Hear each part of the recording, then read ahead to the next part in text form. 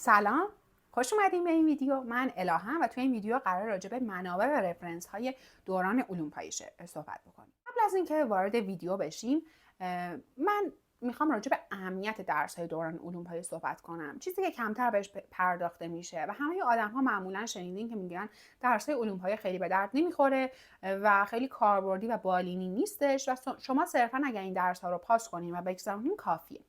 من خیلی با این نظر موافق نیستم، چون به نظرم وقتی شما این مرحله رو براتون گذاشتن، یعنی باید این مراحل رو طی بکنین، از این مراحل یک چیزهایی رو به دست بیارین که تو مراحل آینده به دردتون بخوره. اگر بخوام با مثال بگم، شما آناتومی رو میخونین، درسته که کلی اسم استخون داره، کلی هر استخون قسمت‌های مختلف داره، بافت نرمش، هر شریان کلی شاخه داره، هر کدوم از این شاخه‌ها کلی جزئیات دارن. ولی از این آناتومی اگر شما یک چیز کلی تو ذهنتون مونده باشه، در آینده وقتی بخوایم به این بخش ارتوپدی، اگر بخوایم به این بخش رادیولوژی و هر بخشی که به هر حال آناتومی یک نقشی توش داره به دردتون میخوره. من نمیگم که همه اون جزئیات آناتومی قراره به درد شما بخوره، ولی اگر اون قسمت‌های آناتومی رو یکم روش بیشتر وقت بزنید و یک کلیتی، یک خلاصه کلی ازش داشته باشین، اگر بخوایم به این بخش رادیو یه نگاهی به اون میکنی و براتون مرور میشه. چون قاعدتا چیزی که شما 2 سال و نیم پیش تو علوم پایه خوندین، توی بخش‌های استژری ممکنه یادتون رفته باشه و این خیلی طبیعیه. ولی اگر شما این رو خوب خونده باشین و یک کلیتی ازش در ذهنتون داشته باشین، میتونین با یه مرور سریع اون بخش رو نگاه بکنین و همین باعث بشه که شما خیلی راحت‌تر در واقع اون بخش رو بگذرونین، با یک زمان کمتر بهتر یاد بگیرین. به نظر من علوم پایه میتونه دوران به درد بخوری باشه اگر خوب بگذرونینش. از طرفی این به این معنی نیست که همه جزئیات علوم پایه قرار به درد شما بخوره و اگر جزئیاتی یادتون رفت نگران بشین، استرس بگیرین که چرا من این جزئیات یادم رفت و من آدم موفقی در بقیه مراحل نمیشم. نه، قطعا همه قسمت های علوم پایه اونقدر که باید کاربردی نیستش، ولی اگر در دوران علوم پایه خوب خونده باشین همون جزئیات رو و از همون جزئیات با این روش هایی که در ادامه میگیم یک قسمت هایی رو نگه داشته باشین تو ذهنتون و بعضی از درس‌ها رو حتی رفرنس خونده باشین، باعث میشه که شما در دوران استاژری و فیزیوپات و حتی دوران اینترنی خیلی راحت‌تر بگذرونین، چون مفاهیمش رو بلدین و لازم نباشه همه چیز رو حفظ بکنین. مورد بعدی اینه که حالا ما اومدیم و خواستیم این کارو بکنیم، آیا این کار باعث میشه که ما نمره بهتری بگیریم؟ نه لزوما. شما اگر بخواید نمره بهتر بگیرین، لزوما این مفهومی خوندن، این که همه چیز رو عمقی بخونین، شاید باعث نشه همه درس‌ها نمره بهتر بگیرین. هرچند تو 80-90% مواقع اگر شما واقعا مفهومی خونده باشین، خیلی برای نمره گرفتن دوران علوم پایه هم کمکتون میکنه. ولی الان توی این ویدیو موضوع صحبتمون لزوما نمره خوب گرفتن نیست.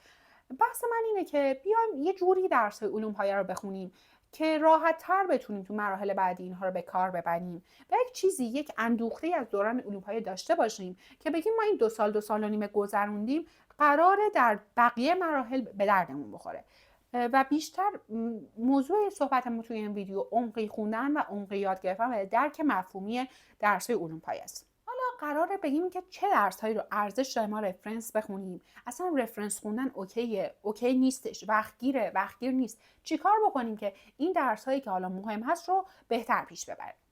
من میخوام به تفکیک راجع به هر کدوم از درس‌های علوم پایه صحبت بکنم. قبل از اون میخوام یه تقسیم بندی از درس‌های علوم پایه داشته باشم که بتونیم راحت‌تر ارتباط برقرار کنیم.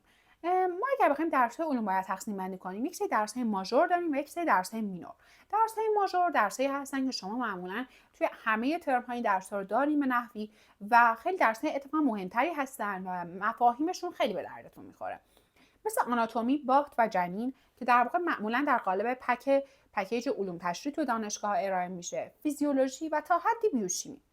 درس‌های مینور درس‌هایی هستن که شما معمولاً درس‌های حفظی ترن، معمولاً تو همه ترم‌ها ندارین و شاید خوندنشون فرق کنه با اون درس‌های ماژور و بهتر باشه صرفاً یه سری کلیات کلی‌تر تو ذهنتون داشته باشین. مثل درس‌های عفونی، مثل در واقع درس‌های میکروب، در واقع باکتری، قارچ، انگل، حشره، همه این درس‌ها، ویروس، در واقع درس‌های عفونی هستن. درس ایمنی و یک سری درس‌های دیگه که صرفاً بیشتر به امتحان دادن و نمره گرفتنه، مثل اپیدمیولوژی، سلامت و بهداشت و حالا درس‌های معارفی که در علوم پایه داریم. ما بیشتر روی صحبتمون به درسایی هستش که شما قراره در بقیه مراحل استفاده کنین، مثل همون درسای ماژور و عفونی و ایمنی. بقیه درس‌ها بیشتر برای در واقع پاس کردن هست. اگه بخوایم به تفکیک بگیم، از درس‌های ماژور شروع می‌کنیم. درس‌های ماژور از آناتومی شروع می‌کنیم. آناتومی درسی هستش که شما اگر خوب خونده باشین، همونجور که قبل‌تر اشاره کردیم، توی ارتوپدی، توی رادیولوژی به دردتون می‌خوره. حالا آیا این به این معناست که ما آناتومی همه اون جزئیاتش به درد می‌خوره؟ نه. خب پس چیا رو بلد باشیم؟ چیا رو بخونیم؟ ببینید، آناتومی اگر بخوایم تقسیم بندی کنیم، شما مثلا یک بخش اندام فوقانی دارین، یک بخش اندام تحتانی دارین، یک بخش تنه دارین و حالا یک بخش چست و قفسه سینه رو دارین و بیشتر همین موضوعات هستش دیگه، درسته؟ شما اگر از هر کدوم از این بخش ها اسم کلی استخوان ها، اسم کلی شریان ها و عصب ها و ودیت هایی که از اونجا رد میشن رو بلد باشین، واقعا کافیه تا حد زیادی. آره، اگر مثلا شبکه براکیال رو بلد باشین خیلی به دردتون میخوره، ولی این واقعا به این معنی نیست که شما لازم باشه بدونین که تک تک کدوم عصب‌ها باعث میشه که کدوم عصب ساخته بشه، کدوم ریشه‌های عصبی باعث میشه کدوم عصب ساخته بشه و کلی جزئیات اون شبکه براکیال چیه. ولی اگر بدونین این عصب‌ها مال شبکه براکیاله، باعث میشه یک درک بهتری داشته باشین. حالا دوران علوم‌پایه چه شکلی آناتومی رو بخونیم که این درک بهتر داشته باشیم؟ آیا میارزه که ما رفرنس بخونیم؟ ببینین، رفرنس های آناتومی دو دستن، یه رفرنس اسنله، یه رفرنس گریه. من خودم تو دوران علوم های رفرنس های گری رو داشتم و خریده بودم و خوندم تقریبا. ولی به نظرم آناتومی بیشتر از اینکه شما رفرنس بخونین، بهتره که یک اطلس داشته باشین و اون اطلس رو بارها و بارها مرور کنین همراه با جزوه‌تون. یعنی اگر بخواین یک رفرنسی بخونین که شاید صرفا برسین یه بار بخونین یا نهایتا 2 بار بخونین، اونقدر که باید و شاید مفید نباشه که تا اینکه یه جزوه‌ای رو داشته باشین و با یک اطلس خوب، مثلا اطلس نتر اطلس خوبیه، حتی اگر لازم اطلس کتابی نمیخواین داشته باشین، اطلس های آنلاین یا فایل یک سری موارد رو داشته باشین مفیده. به نظر من رفرنس خریدن اونقدر شاید کاربردی نباشه. یعنی من اگر برمیگشتم عقب، زودتر اطلس میخریدم و همیشه با اطلس آناتومی رو پیش میبردم که اون حافظه تصویری شکل بگیره راجع به آناتومی، و به جای اینکه رفرنس بخرم، جزء رو میخوندم، همیشه با اطلس پیش میبردم. و نکته بعد اینه که توی آناتومی شما بهتره که طبقه بندی شده قسمت های هر استخوان، قسمت های هر شریان، قسمت های هر عصب رو بنویسین. این به این درد میخوره که شما مثلا اگر بیایم بگیم شریان سابکلاویوم رو ما داریم با چه شاخه هایی میده و هر کدوم از این شاخه ها چه موارد مهمی داره، اگر بخواید توی فیزیوپاتی، توی استاژری برگردیم به این موضوع، اون صفحه رو دارین و کلیات مهم اون قضیه رو دارین. حتی این برای امتحانات دوران علوم‌پایه شما به درد میخوره. شما میتونید 2 شب قبل امتحان این رو یه مروری بکنین و باعث بشه که ریویو بشه مطالب تو ذهن. بعد از آناتومی بریم سراغ بافت و جنین. حالا اینها اونقدر درس‌های ماژوری نیستن، ولی چون معمولا در پکیج علوم تشریح ارائه میشن، معمولا با آناتومی بعد امتحان بدین و به همین دلیل من تو قسمت درس‌های ماژور طبقه بندیشون کردم. من برای بافت هم رفرنس خوندم. رفرنسش جان کویرا بود. من کتاب فارسیشو گرفتم. به نظر من واقعا رفرنس خیلی خوبی بود. بافت به طور خیلی مستقیمی با پاتولوژی ارتباط داره. شما توی فیزیوپات قرار کلی پاتولوژی بگذرونین که واقعا پاتولوژی درس سختیه، خیلی شکل داره، خیلی جزئیات داره و عملا قرار کل درس‌های پزشکی یه جوری تو پاتولوژی بخونین. و خب به نظر من پاتولوژی خیلی درس سختیه. بخاطر همین اگر شما یک بافت خوبی داشته باشین، یک بیسی از بافت ساخته باشین، خیلی به دردتون میخوره. من اگر برگردم عقب دوباره بافت جان کویرا رو میخونم، چون به نظر من خیلی کتاب خوبی بود، خیلی کتاب کاربردی بود، خیلی کتابی بود که روون بود متنش و خیلی کمکم کرد توی پاتولوژی و من دوستش داشتم. ولی اگر برای شما سخته، میتونید صرفا از عکساش استفاده بکنید، چون عکسای خوبی هم داره معمولا و همون جزئیاتون رو بخونید. ولی من اگر برمیگشتم عقب، کتاب خوبی بود به نظرم، ولی این آدم با آدم فرق میکنه. ممکنه کسی کلا رفرنس خونه براش سخت باشه و لازم باشه خلاصه ای از اون رفرنس رو بخونه یا بیاد جزء بخونه. به همین دلیل من خیلی شاید به همه آدم‌ها توصیه نکنم، ولی در کل کتاب خوبیه. درس بعدی جنینه. جنین واقعیتش من ترم اول از روی هیجان رفتم کتابش رو گرفتم. رفرنسش رفرنس لانگمنه و همون ترم اول که کلیات جنین شناسی بود، 1-2 فصلش رو خوندم، یه چند فصلش رو فکر کنم و دیگه بعد از اون نگاهش هم نکردم. یعنی گذاشتم یه گوشه یک کتابخونه و هیچ وقت دیگه نگاهش نکردم اگه بخوام واقعیتش رو بگم. و به نظر من اگه برمیگشتم اصلا یه رفرنس رو نمیخریدم. چون بسیار رفرنس سنگینیه و جنین خیلی کلا برای من درس سختی بود، خیلی جزئیات داشت و رفرنسش از اون بیشتر، یعنی رفرنسش همه اون جزئیاتی که شاید به درد شما نه در فیزیوپات بخوره به اون صورت، نه در استاژری بخوره و حتی نه به درد امتحانات دوران علوم پایتون بخوره داشتش و این خیلی سنگینش میکنه. یعنی من اگه برمیگشتم عقب حتی همون ترم اولم نمیخوندمش و سعی میکردم با همون جزء پیش ببرم قضیه رو و به نظر من خیلی اوکی بود، یعنی همون جزء کفایت میکرد و جنین اون درسی نیست که بگم خیلی به درد شما بخوره، مگر مثلا تو بخشی از زنان یا تو بخش اطفال به دردتون میخوره، نه اونم نه خیلی زیاد، چون جنین بیشتر مکانیسم های سلولی مولکولی و تکاملیه و حتی شما تو زنان یا اطفال هم خیلی با این مکانیسم ها سر و کار نداریم، با کلیت قضیه با چیزهای بالینی تر سر و کار داریم. پس به نظر من جنین اون درسی نیست که شما بخواید براش رفرنس تهیه کنید، که درس خیلی شیرینی هستش و من درس مورد علاقه من بود و من حتی اگر برگردم عقب بارها و بارها دوباره رفرنسش رو میخرم، چون بسیار به درد من توی فیزیوپات خورد، توی استاژری حتی الان به درد من خورده. فیزیولوژی بود. فیزیولوژی اون درسی که شما اگه فقط بخواید یک درس رو رفرنس بخونین واقعا فیزیولوژیه، چون هم رفرنسش خیلی متنش سنگین نیست، یعنی خود روون متنش، ولی خب درسش درس سنگینی، یعنی مفهومیه، ولی متن گایتون متنیه که روونه، خیلی پیچیدگی متنی نداره، ادبیاتش پیچیده نیست، ولی خب خود درس چون سنگینه دیر پیش میره. ولی به نظر من اگر گایتون هم نمیتونین بخونین و اگر وقتشو دارین، انسانی هستین که رفرنس خوندن براتون خیلی کار سختی نیست، خلاصه گایتون حتی میتونه انتخاب خوبی باشه و فیزیولوژی با اون درسه که باید وقت بزنین روش و بخونینش، چون فیزیولوژی کلا توی فیزیوپاتولوژی فیزیوپات به دردتون میخوره و چون استاژری هم همون درسای فیزیوپات عملاً و فیزیوپاتولوژی بخش مهم میشه، اگر اونو درک کنین باعث میشه داروهاشو درک کنین، تشخیصش رو درک کنین، اینکه چرا ما اینجا این فلان کارو میکنیم، فلان دارو رو میدیم، فلان آزمایش رو برای تشخیص میدیم، درک کنین، خیلی به دردتون میخوره. پس اگر از این ویدیو خواستین یه درسی به این رفرنس بخونین، اون درس فیزیولوژی باشه. بریم سراغ درسایی که یکم مینورترن، شاید خیلی رفرنس به دردشون نخوره و حالا ببینیم اینها رو چیکار کنیم. راجع به بیوشیمی اگه بخوایم بگیم، بیوشیمی واقعا یک درس خیلی سختیه، چون همش مکانیسمه، همش مولکوله، همش مسیره و این باعث میشه که شما همه چیو مجبور باشین حفظ کنین، ولی اصلا نه در علوم پایه پزشکی اونقدر به این سختی میاد، نه واقعا در ادامه لازمه که همه مکانیسم‌های مولکولی رو شما بلد باشین. در نتیجه واقعا اگر بخواید شما رفرنس بخونین که رفرنس های خیلی سنگینی هم داره، شاید کار بهینه‌ای نباشه.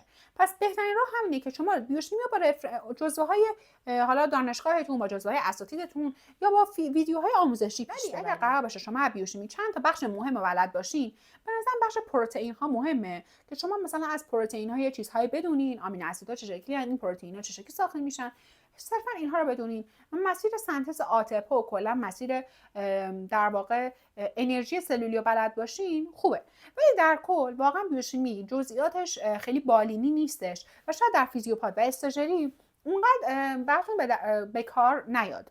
در نتیجه خرید رفرنسش واقعا یا رفرنس خوندنش به نظر من هم باز کار بهینه نیستش، هرچند من خودم بیوشیمی رو هم رفرنس نخوندم و اگر برگردم عقب باز هم رفرنس نمیخونم. واقعا درس خیلی جالب ولی خیلی با جزئیات زیاد شما و تکرار شونده، ایمنی شما در دوران علوم پایه دور ایمنی میخونید، در دوران فیزیوپات دوباره ایمنی بالینی میخونید و در دوران استاژری دوباره شما ایمنی کاربردی دارید. یعنی شما در هر سه مقطع تحصیلیتون ایمنی رو میخونید، هر بار که میخونید بعدش انگار نخونین و هیچ یادتون نیست و انگار بار اوله که با ایمنی مواجه میشین.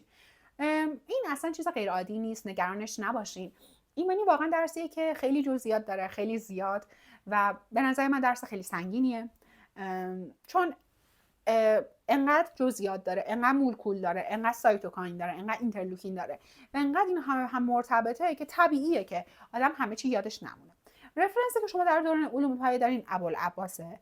من خودم این کتابو نخوندم و ایمنی رو صرفا با همون جزوه اینها پیش بردم، ولی به نظر من اگر برمیگشتم عقب، به جای اینکه با جزوه خیلی پیش ببرم، با ویدیوهای آموزشی پیش میبردم، چون ایمنی اون درسی که خیلی جزئیات داره و اون که شما بتونین حالا این جزئیات رو به صورت منظم تو ذهنتون بیارین، شاید جزوه اون رو بهتون نده، ولی یک سری ویدیوهای آموزشی که با شکل دارن این کارو میکنن خیلی بهتر میتونن باعث بشن که اون جزئیات تو ذهنتون بمونه، یعنی از حافظه تصویریتون استفاده کنید. فیزیولوژی شاید این مشکل خیلی نداشته باشه، چون بیشتر مفهومه، بیشتر متنه، بیشتر شکل حافظه تصویری نیستش. ولی ایمنی، میکروب، آناتومی، شما باید از حافظه تصویریتون کمک بگیرید تا بتونید این درس‌ها رو تو خاطرتون نگه دارید. در نتیجه من اگه برمیگشتم عقب، ایمنی رو به جای اینکه فقط با جزء پیش ببرم، میومدم با یک سری ویدیو آموزشی که با شکل اومدن اینا رو کامل توضیح دادن پیش میبردم، خیلی راحت‌تر بتونم بعداً بهش رجوع کنم. اما بریم سراغ پکیج عفونی، یعنی ویروس، باکتری، قارچ و انگل. این درسایی هستن که رفرنس هاشون خیلی زیاده، خیلی جزئیات داره، شاید به درد بیشتر پی اچ دی میکروب شناسی و میکروبیولوژی اینها بخوره و خیلی به درد پزشکی نخوره. در نتیجه واقعا رفرنس هاشون کاره به صرفه و بهینه نیست که شما رفرنس بخونید، ولی به هر حال درسایی هستن که شما اگر هر کدوم از بخش‌های حالا فیزیوپاتی استژری نگاه کنید، گریزی به عفونی داره. یعنی مثلا به این خود بخش عفونی که کل اینها در واقع براتون مرور میشه، به این اطفال، به این بخش‌های دیگه، بالاخره تو هر کدوم از بیماری‌ها ممکنه یه عفونتی روش سوار بشه، وضعیت بدتر بشه. و حتی توی بیمارستان هم که برین خیلی با آنتی بیوتیکا سر کار دارین. در نتیجه اگر کلا ایمنی و عفونی رو خوب خونده باشین، میتونه اوکی باشه. ولی من بهش رفرنس پیشنهاد نمی‌کنم. حالا چیکار کنیم برای اینکه عفونی رو خوب یاد بگیریم؟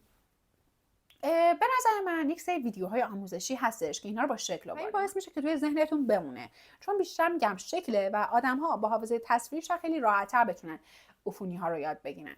و از طرفی من کاری که برای دوران علوم پایه‌ام کردم، تو خود دوران علوم پایه‌ام می‌کردم، هرچند تا حدی برای باکتری این کار انجام دادم و جواب دادش. من اومده بودم به هر باکتری جزوه استادمون، حالا اسلایدهای استادمون رو، نکات مهمش رو نوشته بودم. مثلا این صفحه مثلا راجع به باکتری استافیلوکوکوس اوروسه.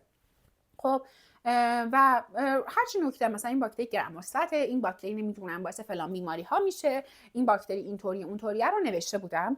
و وقتی میخواستم برم حالا باکتری بعدی رو بخونم، میومدم یه نگاهی به اون صفحات قبلی که باکتری هایی که مثلا روز قبل خونده بودم، 2 روز قبل خونده بودم، نگاه میکردم و بعدش میرفتم سراغ باکتری بعدی. این باعث میشد که اون تکرار صورت بگیره، چون برای عفونی ها و برای ایمنی و کلا درسایی که انقدر جزئیات دارن، هیچ راهی جز تکرار نیست. یعنی شما آناتومی رو اگر یک بار بخونی، ایمنی رو اگر یک بار بخونی، عفونی رو یک بار بخونی، حتی از بهترین رفرنس بخونی، حتی بهترین عمق یادگیری رو داشته باشی، واقعا انگار نخونی بعد از یک بار. اینها درسایی هستش که حفظیه، درسایی هستش که جزئیاتش زیاده و مفاهیمش کمتره.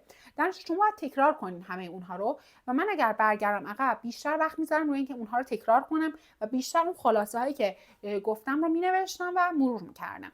و این موضوع خیلی مهمه به نظر من، چون اگر شما اون تکرار رو بکنین، وقتی برگردین مثلا توی اطفال ببینیم فلان انگل حالا باعث فلان بیماری میشه، یه کلیتی ازش یادتونه. شاید میگم جزئیات اون انگل یادتون نباشه که اتفاقا نیاز هم نیست و شما صرفا به اون کلیات نیاز دارین، ولی این خیلی کمک میکنه بهتون. در نهایت اگه بخوام یک جمع‌بندی بکنم، من اگه برگردم عقب، برای فیزیولوژی و بافت همچنان رفرنس میخونم و بقیه درس‌ها رو با شکل پیش میبرم، حالا برای آناتومی با اطلس پیش میبرم یا بقیه درس‌ها با ویدیوهای آموزشی که شکل دارن پیش میبرم، که این برای من بهتر داره. راجع به خلاصه نویسی رفرنس ها هستش. توی بخش‌های قبلی بین صحبتام بهش اشاره کردم که برای چه درسایی خوبه که خلاصه بنویسیم، یه خلاصه خیلی جمع و جور ازش داشته باشیم. الان اینجا هم باز به طور کلی یک جمع‌بندی می‌کنم. عفونی ها، یعنی کلا این درسایی که میکروبن، خیلی خلاصه به درد میخوره. اینم خلاصه‌ای نه که کله بشینین جزء رو خلاصه بنویسین، همین که یک بخش هایی رو در واقع بخش های مهمش رو توی یک صفحه از اون بنویسیم و این جمع‌بندی بشه تو ذهنتون کافیه. برای فیزیولوژی آناتومی نمیشستم خلاصه به اون صورت بنویسم، صرفا سعی میکردم تقسیم طبقه بندی شده بنویسم. مثلا فلان شریان فلان شاخه ها رو داره و حالت نمودارطور بکشم. و بعد درس های دیگه هم خیلی خلاصه نمی نوشتم، سعی میکردم که بیشتر مرور کنم اونها رو و این به نظر من کاربردی بودش. در نهایت هر کسی این مسیر درسی خودشو داره و این ویدیو امیدوارم بهتون کمک کرده باشه که مسیر درسی خودتون رو پیدا کنین و بتونین راحت‌تر دوران علوم پایه بگذرونین، بهینه‌تر این دوران رو بگذرونین و یک چیزهایی از دوران علوم پایه براتون در بقیه دوران تحصیلیتون بمونه. اگر این ویدیو دوست داشتین، لایک و کامنت و سابسکرایب یادتون نره. تا ویدیو دیگه، خداحافظ.